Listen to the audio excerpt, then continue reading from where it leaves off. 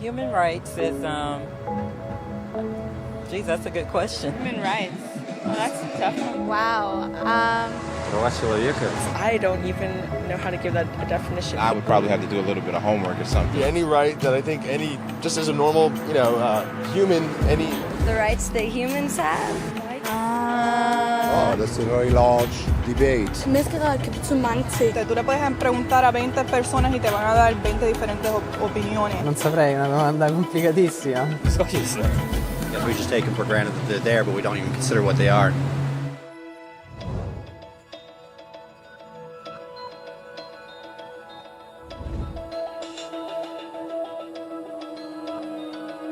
Los derechos humanos son los derechos que tienes simplemente por ser humano. Es la forma en que instintivamente esperas que se te trate y el trato que mereces como persona, como el derecho a vivir en libertad, hablar con franqueza y ser tratado con igualdad. Hay muchos tipos de derechos. La mayoría tienen que ver con cierto grupo. Pero los derechos humanos son los únicos que le corresponden absolutamente a todo el mundo en todas partes. Eso significa niños, gente mayor, pobres, jugadores de básquet, basureros, cantantes de rap, maestros, africanos, indios, albanos, cristianos, musulmanes, cabalistas, ateos, tu madre, tu padre, el vecino y tú. Todos tienen los mismos derechos humanos exactos. En otras palabras, son universales. Pero la cuestión sigue en pie. ¿Qué son? Name the human rights? What the human rights are? The right to live. Equality between all peoples. Right to religion, the right to... Is there supposed to be a list somewhere I should be aware of? De acuerdo con las Naciones Unidas, hay un total de 30 derechos humanos, que generalmente se agrupan y se llaman simplemente derechos humanos. Se enumeran en la Declaración Universal de los Derechos Humanos, que es el documento sobre el tema más aceptado en el mundo. Pero llevó mucho tiempo para que llegaran. Al principio no había derechos humanos. Si estabas con la gente adecuada, estabas a salvo. Si no, no lo estabas. Pero entonces Ciro el Grande decidió cambiar todo eso. Tras conquistar Babilonia, hizo algo completamente revolucionario. Anunció que todos los esclavos podían irse en libertad. También dijo que la gente era libre de elegir su religión, sin importar de qué grupo fueran parte. Documentaron sus palabras en una tablilla de arcilla, conocida como el cilindro de Ciro, y así sin más nacieron los derechos humanos. La idea se extendió rápidamente, hasta Grecia, la India y al final hasta Roma. Se dieron cuenta de que la gente seguía de forma natural ciertas leyes, incluso aunque no se les dijera que las siguieran. Llamaron a esto derecho natural, pero siguió siendo pisoteado por quienes se encontraban en el poder. No fue hasta 1000 años más tarde en Inglaterra donde finalmente hicieron que el rey estuviera de acuerdo en que nadie podía invalidar los derechos de la gente, ni siquiera un rey. Los derechos de la gente fueron finalmente reconocidos y estaban ahora a salvo de los que estaban en el poder. Hasta cierto punto. Todavía hizo falta que un grupo de rebeldes británicos declarara su independencia antes de que el rey entendiera que todos los hombres han sido creados iguales. Es decir, no es que a él le gustara la idea, sino que no pudo pararles, y así nació América. Los franceses siguieron inmediatamente con su propia revolución por sus propios derechos. Su lista era más larga e insistían en que esos derechos no eran solo inventados, eran naturales. El concepto romano de derecho natural se había convertido en derechos naturales. Por desgracia, no todo el mundo estaba tan entusiasmado. En Francia, un general llamado Napoleón decidió derrocar la nueva democracia francesa y se coronó a sí mismo emperador del mundo.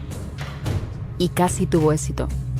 Pero los países de Europa unieron fuerzas y lo derrotaron. Y los derechos humanos eran una vez más un tema candente.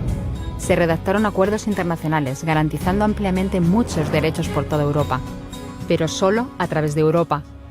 El resto del mundo de alguna forma todavía no cualificaba. En vez de eso fueron invadidos, conquistados y consumidos por los enormes imperios europeos. Pero entonces un joven abogado de la India decidió que ya había sido bastante. Se llamaba Mahatma Gandhi y frente a la violencia insistió en que toda la gente en la tierra tenía derechos, no solo en Europa. Al final hasta los europeos empezaron a estar de acuerdo. Pero no iba a ser tan fácil. Habían estallado 2 guerras mundiales. Hitler exterminó a la mitad de la población judía de la Tierra en los horrorosos campos de muerte nazi. En total, 90 millones de personas habían muerto. Nunca los derechos humanos habían estado tan horriblemente cerca de la extinción. y nunca había estado el mundo tan desesperado por un cambio.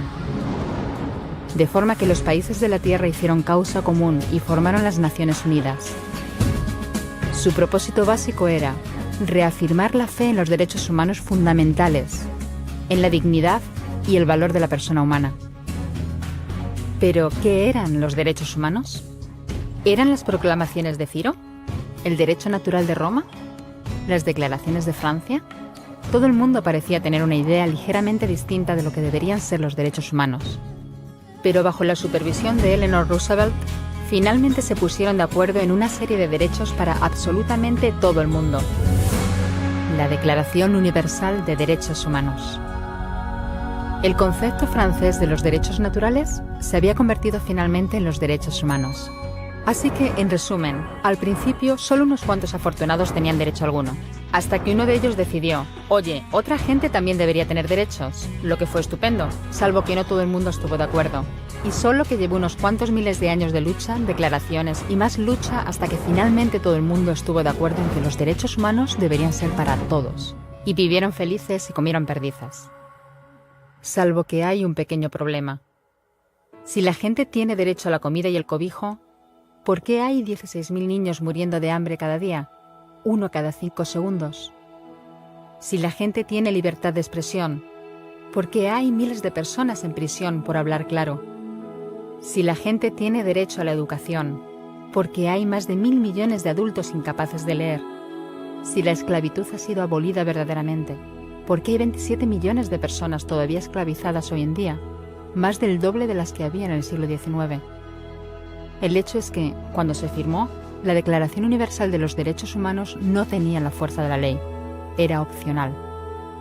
Y a pesar de muchos más documentos, convenciones, tratados y leyes, todavía es poco más que palabras en una página. Así que la cuestión es, ¿quién hará que esas palabras sean una realidad? Cuando el Dr. King se manifestó en pro de la igualdad racial, se estaba manifestando por los derechos que las Naciones Unidas habían garantizado hacía casi 2 décadas.